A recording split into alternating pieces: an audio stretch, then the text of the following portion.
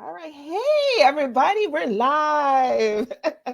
Welcome. I am Rekaya Gibson, au- author. I am an author, but I'm the owner of the Food Temptress Cookbook Store here in Virginia Beach and online. And so we focus on culinary books by Black authors. And today we have a wonderful guest, Nadia Holm. I should have asked you, is that right? Nadia Holm? Hohn. You can say Hohn or Hohn. I prefer Hohn. Hohn, Yeah. Nadia Hohn, and she is the author of the anti-racist. Wait, here we go. Antiracist Kitchen, uh, 21 stories and recipes. She's an award-winning educator, activist, and she lives in Toronto, Canada. How's the weather up there? Is it cold? It's pretty cold up here. Yes, and we got the ice and the snow to prove it. Ah, so Mhm. we're all warm and cozy. People are listening, viewing, and we are going to get into this book. All right. So tell us a little bit about Anti-Racist Kitchen. Okay, well, Antiracist Kitchen 21 Stories and Recipes is a collection of recipes and stories. It's a middle grade anthology. I call it a middle grade cookbook anthology. So it's targeted for middle grade, which is about fourth to seventh, eighth grade, or age 8 to 12 or 13. But certainly, I think I'm an educator, so I think the stories can be adapted for younger and for older audiences. And the stories are by Black, Indigenous, and people of color writers from across North America. Most of them are writers for young people, but some of them are writers for adults. And I even have a foreword written by a young person who's 14 years old named Ainara Elaine, who's a booktuber, an Instagram, bookstagrammer, and a host of a show called Ainara's Bookshelf. So it's a collection of recipes, and you can see the photos of the recipes. You can learn about the authors who've written them and their illustrations. So, yeah, and I edited this volume, and it was a labor of love.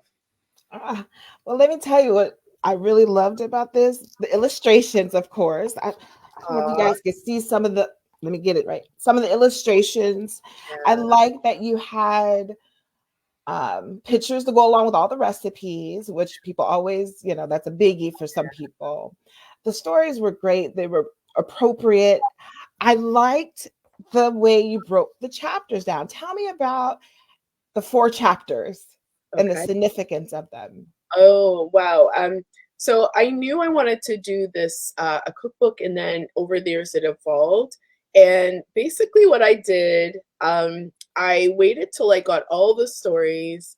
I wasn't quite sure how originally what I had a few ideas of how I was going to organize it. I was wondering, should we do a typical cookbook format, like a main dish, appetizers, desserts, drinks, that kind of thing. And then I that didn't quite work because some of the dishes can be eaten at different times, right? Not necessarily as a main dish or dessert. And it was also a bit too conventional. I thought this needs to be a little different. Then I wondered, should we do it by region, right? From the authors have different backgrounds, but then it became a little bit harder to do that because many, like most of the authors live in North America, but have roots elsewhere. But then, so it says all these categories. How do I figure this out? So I decided, you know what? Let me just read all the stories and kind of see where that lands. I read through all of the stories, and then I saw some themes emerge. I saw some threads between stories. I saw some commonalities between stories and some experiences that I thought were um, yeah, some commonalities. Some stories were like right away resistance, right? So that word came up to me. I think it was the first one that did, and then I thought of resistance, and then another story was like that sounds more like restoration.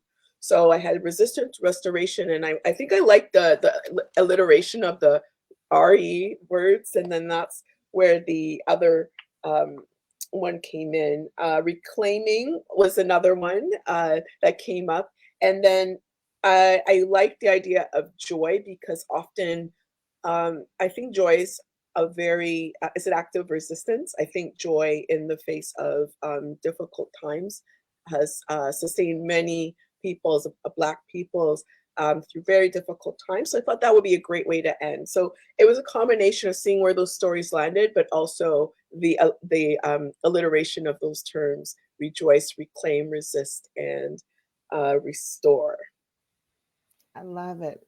And it made sense. When I was reading each story, I'm like, I wonder if it just happened that way, or you're Yeah, very deliberate. So that's interesting. yeah. I love that. I think you picked some very key words for each chapter. So there's 4 chapters. Thank So you. why was it important for you to work on this project? Very okay. So a couple of things. I've been so I have I'm I identify I'm Black woman, I'm Black Canadian, I'm a child of Jamaican immigrants. And when I was starting to write stories for publication, I've always written, but when I started to think about becoming a published author, and I was looking for a community of writers that look like me, um, that had similar background, writing for young people, I actually found myself going to the U.S. often to Mm, conferences, and um, as I was doing that, I was connecting with a lot of creatives there, and I was following the "We Need Diverse Books" movement. That's around the time when I was writing and submitting things for publication, and we didn't quite have that happening in Canada, and we were a bit slower in that respect. So I felt like, but all the things that you're talking about in the U.S. we're having it's happening here, right? Um, mhm. is so I found that I wanted a book that had a celebration of the diverse authors here, because I was seeing these anthologies being published in the US, some amazing collections of diverse authors. And I was like, where's our Canadian version of that? So I knew I wanted to do a collection, a book that celebrated the diversity of the Canadian creators for young people here, because we didn't have that here. We didn't have a collection like that. At the same time, because we were going through a racial justice movement, um, and all these things were happening and happening for us here in Canada and the US, I wanted to have a space where we could dialogue and come together. So I felt like, I think for me, having, I said, I'm a Black woman, I'm a Black Canadian woman, having, and then having a lot of relatives. Most of my relatives live in the US. I have a lot of roots in the US. I go frequently. I felt like I could be that kind of that bridge between conversation with the US and Canada. And at the same time, while all the racial justice movement was going on, we had there was a rise in anti-Asian hate crimes. There was people experiencing Islamophobia, increase in Islamophobic incidents, and also here in Canada, the discovery of thousands of uh, indigenous, the graves of indigenous children here. So we had this outcry. It was all happening in this really crucial time, and I felt like this book could be not only just a cookbook, because I always wanted to make a cookbook. I love to cook, but I saw this book as having a social justice or racial justice lens, and I wanted to bring everyone to the table. And even as we were working on it, I was feeling like this book needs to come out tomorrow. It needs to come out ASAP. Contributors were saying the same thing because we were watching all these things happening during this time of, um, I would say, it's not that, because we knew that all this racism was going on as Black people. We knew this, but the fact that we were all able to have conversations and there was a discussion and openness to it. And it took time for this book to come together. It certainly did. So Thankfully it's here, and I think I was at the right moment. I'm a teacher. Um, I have uh, cooked with my students, and I like to teach through cooking. And I bring that equity, anti-racism lens to my teaching. And I know that my colleagues, they want a resource where they can do work at an age appropriate level. So I wanted this to be a tool too. So I think wearing my hat as a writer, wearing my hat as a Black woman, wearing my hat as someone who goes between the United States and Canada, and also as an educator, I think I was the right person. And I love food all the time. I take lots of pictures of food. I'm a foodie. So I think I was the right person for this book. Good. And you know what else I appreciate about it? You had a good mix of people from the US. And I was like, oh, she had some people from the US. So I was like, yay. Okay. So that was exciting. I bookmarked a couple of my favorite recipes I want to try. I'll tell you about those at the end. But Okay. what is the best way for parents to approach this subject? I think that, first of all, don't hide it. Don't hide it from your kids. I think that kids are curious, and I find, especially the kids between that age, this is when they start to become aware of unfairness, and they want to do something about it. They have a strong sense of justice, and they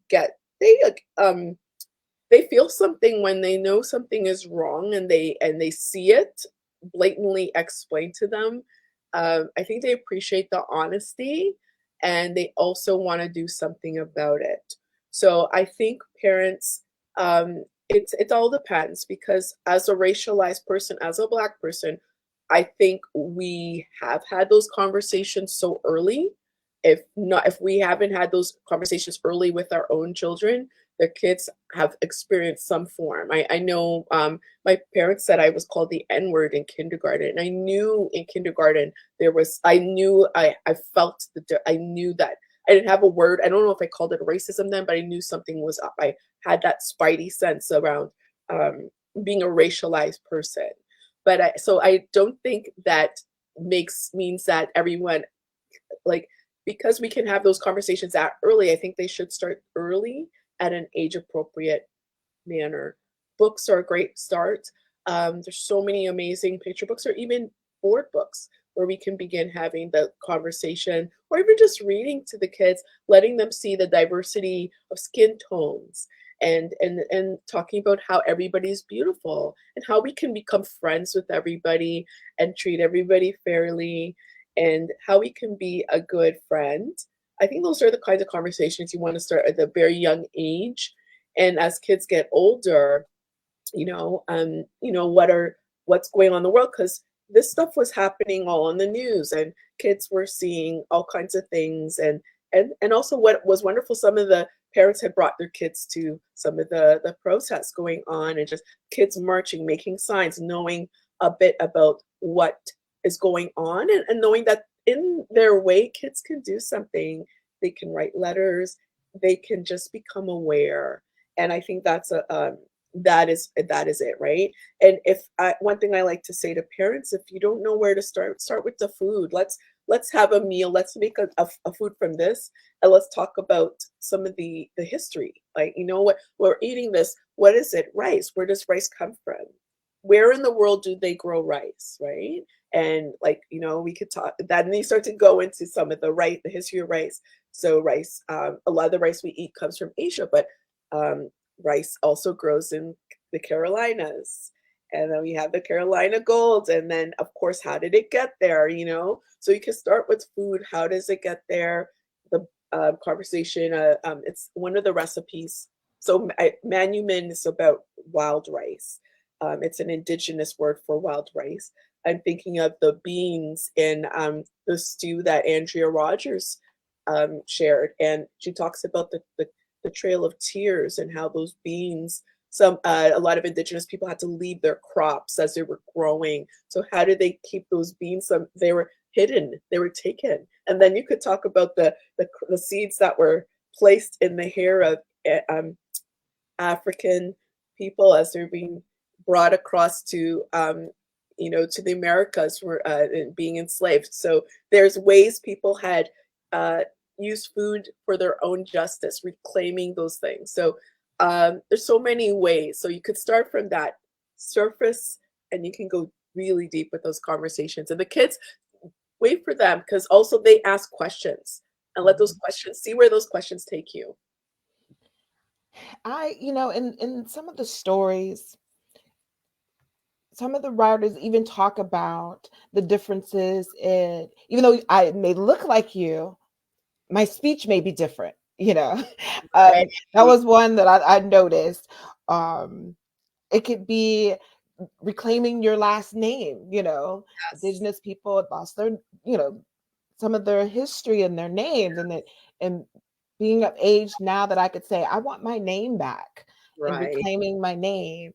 Or, Yeah. and I like the story of inviting the bully over for cake, That was, and yeah. that's how powerful some of the stories were, Mhm. that I read in the book. So it was good. I really enjoyed that. So glad you Um, so how would you use the book? What's a great way for the parent and the child to use the book? Oh, and again, it depends on the age group of the kids. There are some wonderful stories. I teach K to 2 this year, kindergarten to grade 2. So some of the stories I think will be amazing. Like I think the kindergarten kids would really think the cake story is really interesting. And I also think the older kids would too. I mean, you could just start off by reading this stories with your young person, or the young person can read the story, and maybe you can have a conversation about it while you're making the dish, while you're making the cake. Talk about it, and what would it be like to make a cake for your bully, Hmm. right? And what are the feelings, and should we have to make cakes for our bullies to for them to start to understand how they impact us with their bullying. I mean, there's so, like, I would just say the creation of the food dish together and having a conversation can bring up a lot. So I think that's definitely a way to go. I have a teacher resource as well that goes with this book. So if you go to the website of our Orca Books, which is the publisher, there's actually a lot of suggestions on how to use this in your classroom, questions, activities, extensions to the recipes. So I think just start cooking, eating. I'm thinking one of the easiest dishes probably is like, actually they're all pretty easy. That was They actually are, yes, a they requirement. are. I said I actually gave the requirement to all of the contributors that the dishes can't have more than I think 10 ingredients, and you have to be able to make them within an hour. And I had a couple of people step down and say, "Sorry, no can do. That doesn't work in my culture." And I said, "Well, okay, I get it, but come on." Mhm, um, I mean, I think um, they are all fairly easy. mhm, Plantains, it's there's a couple of recipes that are like 3 ingredients, mhm. and they can be done fairly easily. Some are a little bit take a little more time and practice, like the kimbap, which is like a Korean sushi. So it takes a little bit of a technique, but I think once you get the hang of it, you're good to go. Mhm. Yeah. So tell us, you mentioned the resources from your publisher's website. Would you Yeah. happen to have the link? Do you know Sure. the name of the website so people can Yes. So I would, if there's a way to put the link out, I could just say it out. So go ahead and say it out? it's orcabook.com. So orca like the killer whale. So it's ORCA book.com. Then you'll have the / the dash anti-racist dash kitchen. So once you go to that page, you'll actually see some scroll down. There's some tabs. There's a description with some reviews, and then there's a tab that says reviews and endorsements, and then there's one that says awards, and then there is one that says resources. And right there, you'll see a chapter sampler, so you could actually check out a sample just to see what the book is like. There's two sample stories there. One is from Bryan Patrick Avery, who is a California-based author, and the other is from Sasha Ali or SK Ali. And so there's a chapter sample, and then right below that, there's a teacher resource link, and then you can just download that as well. Okay.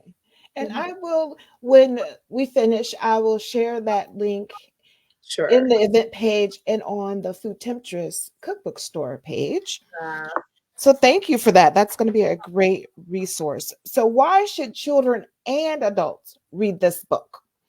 Because I'm like, hey, I'm going to make some recipes out of here. I ah, learned the stories were short and and impactful. And so I'm just like, this is, I know you have a target audience, but I'm thinking adults could benefit from this book. So yeah, why should they? What makes it so unique compared to some of the other anthologies? yeah, I think that certainly the food element makes it unique. It's yummy, and I think this is, I'll say this is like a holistic approach to anti-racism. I know there are a few ways. I know there've been a number of books that come out around dealing with racism and what is racism. I'd like to think this has a few elements. It talks about, there's a glossary at the back that defines words. It certainly gets into what do these things mean and talks about history, but also deals with the food. Food is nourishing, and it's helps you. It's an expression of love. So I see this as a perfect gift for your young budding chef.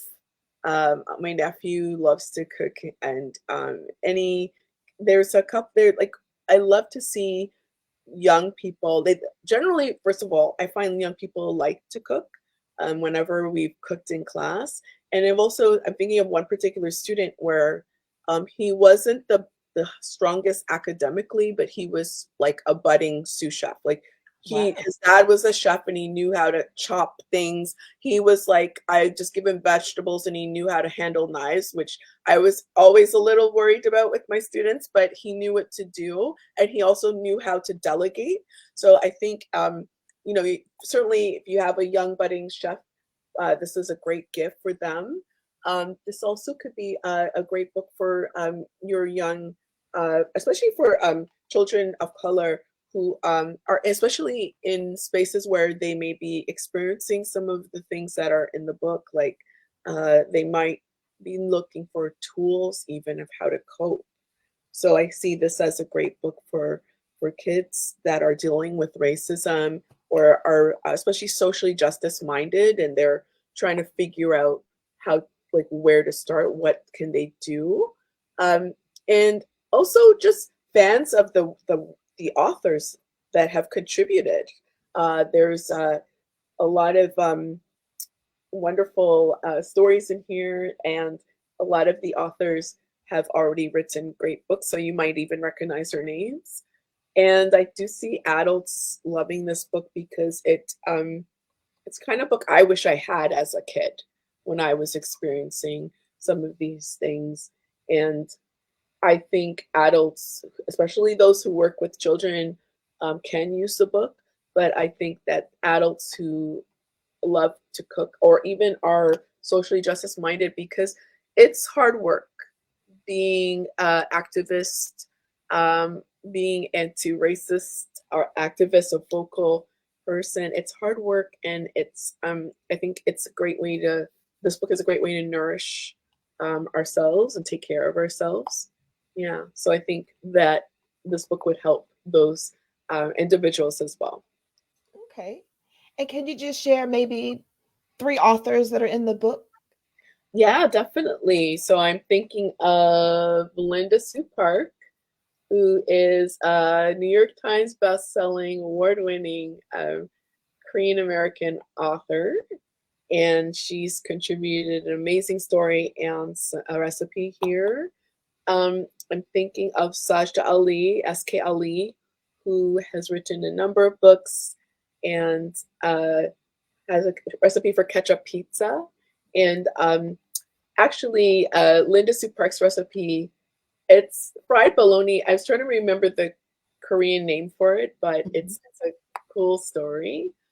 I mentioned Brian Patrick Avery, who has an amazing story about collard greens.